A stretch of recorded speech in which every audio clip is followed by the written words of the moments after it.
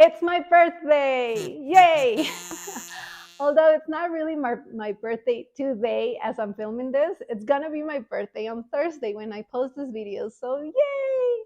I truly love my birthday. I really love the concept of having a day where you can celebrate with friends, with people you love, you talk to people you've missed. I also like that you get, to be thankful for everything you received that year and make plans and dreams for the upcoming year. I think it's really, really special. So I thought I'd do something birthday themed, and what better tool than my new art addiction, my Create This Book 3.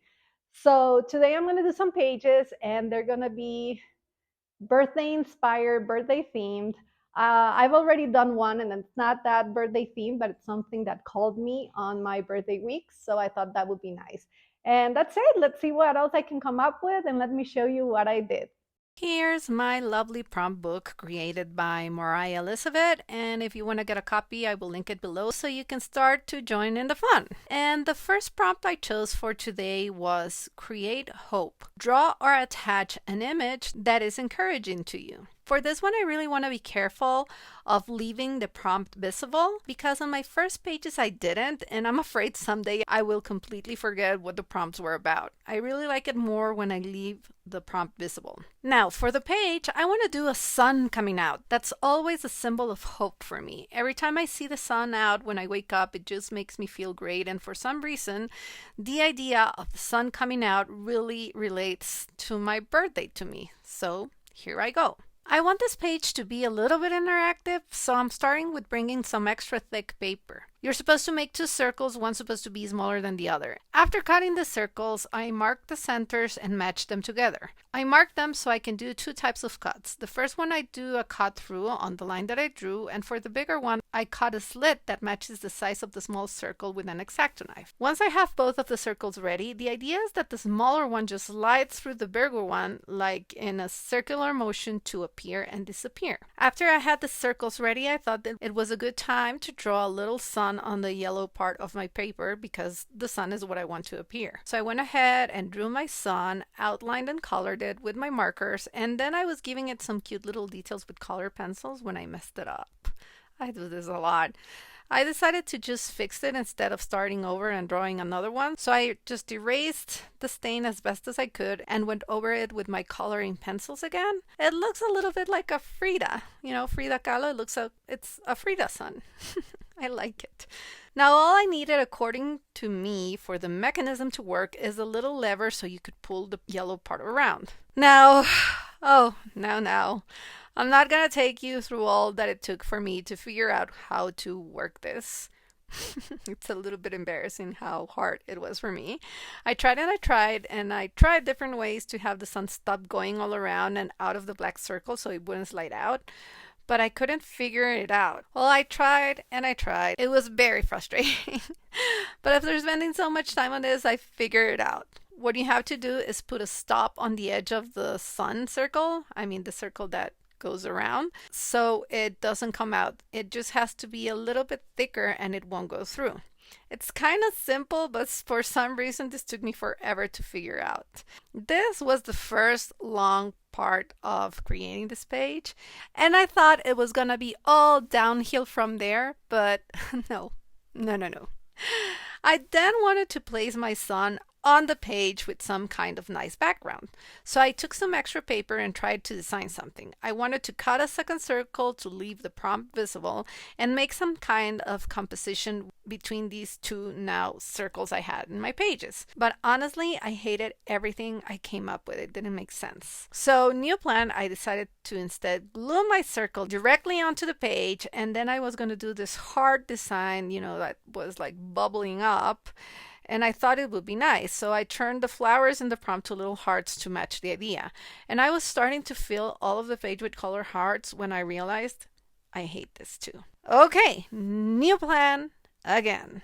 I thought the most appropriate thing to do was to have the sun in the sky with some clouds. So I brought in some blue paper and decided to cover the whole thing. And this time I wanted to leave the space for the prompt in the shape of a cloud. So I traced that space in a scrap piece of paper and then shaded the back so I could transfer it into my thicker, not see-through paper. And I was happy enough with the idea that I cut out the cloud from the prompt, glued the two pieces of paper in place, cut them to size, and drew some other clowns around the background. I stuck my sun on top and decorated everything with some hearts, which I really wanted to be there. And I added a quote that really resonated with me that says, "Love changes everything." I'm relating this to my son, using it to represent love almost. When the sun comes out or our love comes out, it changes everything. And that was my page. I left my desk to rest because I spent most of the day on this. And I left and I was not happy with the black circle around the sun. Or the fact that I didn't think of a sky to begin with. It was really, really bothering me. So at night, when I was supposed to go to bed, I changed it. Oh, yeah, so much better. Now I love it and I think the page is beautiful. So here's the sun coming out and changing everything and making it a wonderful day full of hope. I'm super happy that it works. It's not perfect, but it works. And on to the next prompt. And this one is a little bit more birthday themed. It's in the page behind it and it says to create a circus. The clowns can be as cute or as creepy as you please. So, I never really loved clowns. And as a kid, I was somewhat afraid of them. I do remember for a birthday of mine, my mom had a cake made in the shape of a sitting clown. And I still remember it when I close my eyes, that thing haunts my dreams. Anyhow, nope. Clowns are not my favorite, so I thought, okay, how can I make cute clowns? What's the cutest thing I can think about? And I thought about puppies. Also, when I was making a video about sketching about a month ago, I found an old sketchbook with this page where I was sketching a puppy, so I thought it would be perfect. And yeah, that's what I'm gonna do. I'm gonna make little puppies as clowns. I really had fun playing with the sketches. I made a sitting dog with a little heart and another one with an overall. I think it's really inspired on Hello Kitty.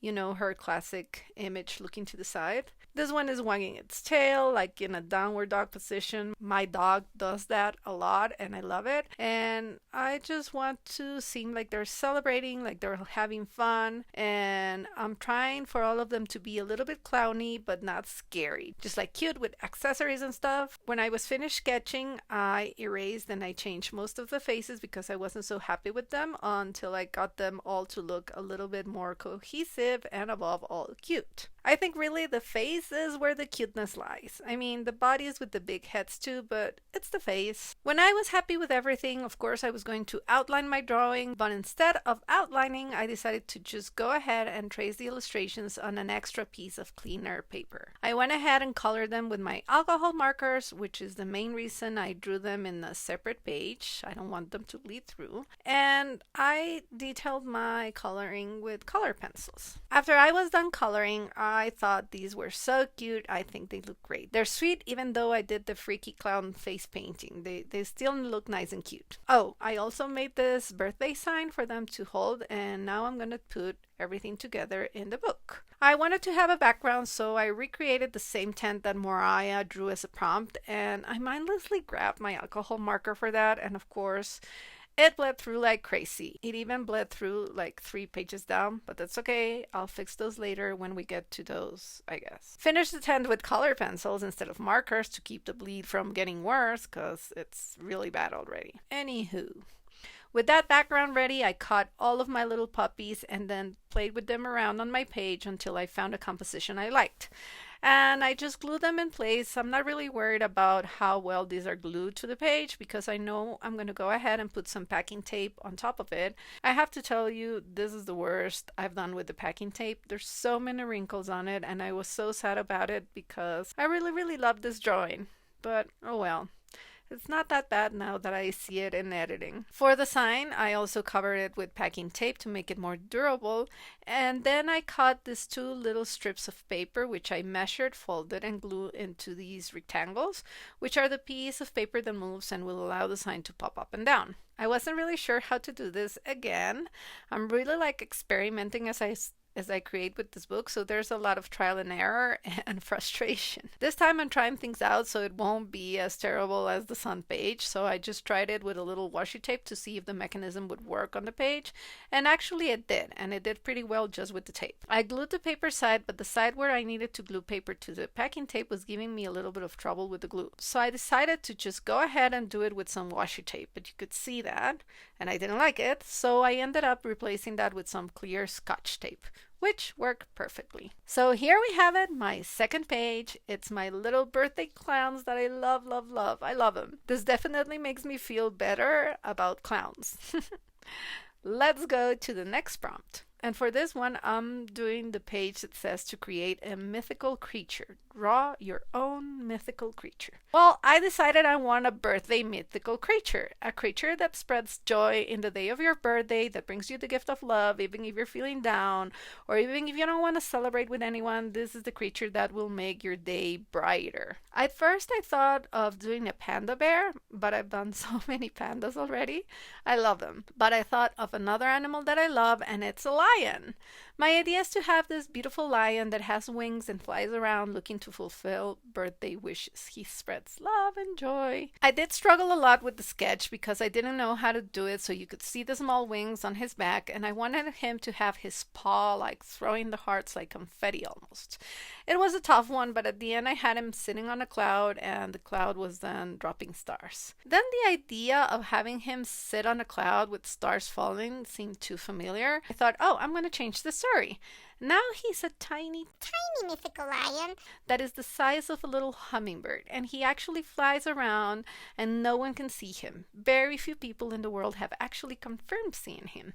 He likes to rest on top of flowers as he spreads love on birthdays. I don't know, I just thought that was cuter to think of him being tiny like a little butterfly lion. So I changed the clouds to flowers, and I was really, really happy with that idea. Then, of course, I traced my design and erased the pencil guidelines that I didn't like, and this is how much I erased creating this drawing. Shows you how long it actually took me. I didn't outline the mane though because I wasn't sure of the shape it was going to be. I added a birthday hat. I really wanted him on a hat but forgot to do it on the sketch. And now I moved to coloring the mane using my acrylic markers in rainbow order. I colored the rest of the drawing with markers too, and once everything was colored with the markers, I brought in my Prismacolors to shade things, and I started with the flowers, and I really, really enjoyed this part because painting with colored pencils is very tiring.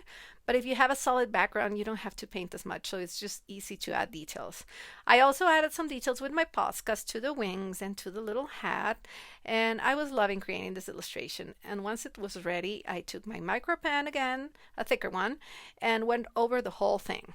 I wanted something else, so I added glitter to these beautiful loving hearts that the lion is spreading. I added glitter to his wings and his birthday hat also, and I love it.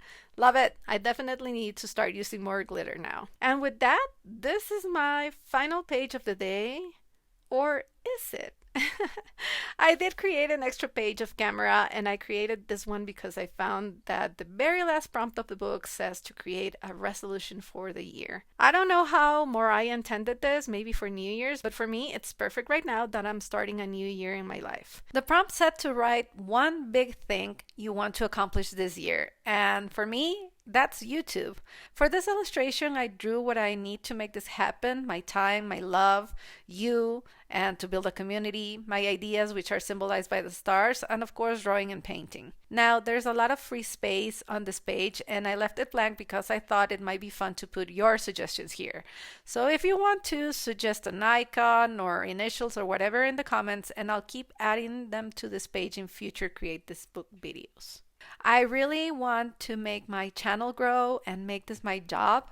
I'm hooked on creating content, but above all, I love that there's more sense of a community than any other social media here because you get to know me a little better, but I also get to do the same. Okay, now that's really it. I hope you enjoyed this video, and if you did, please let me know in the comments or watch this other video of mine. That really helps my channel grow. Have the most wonderful day. Bye.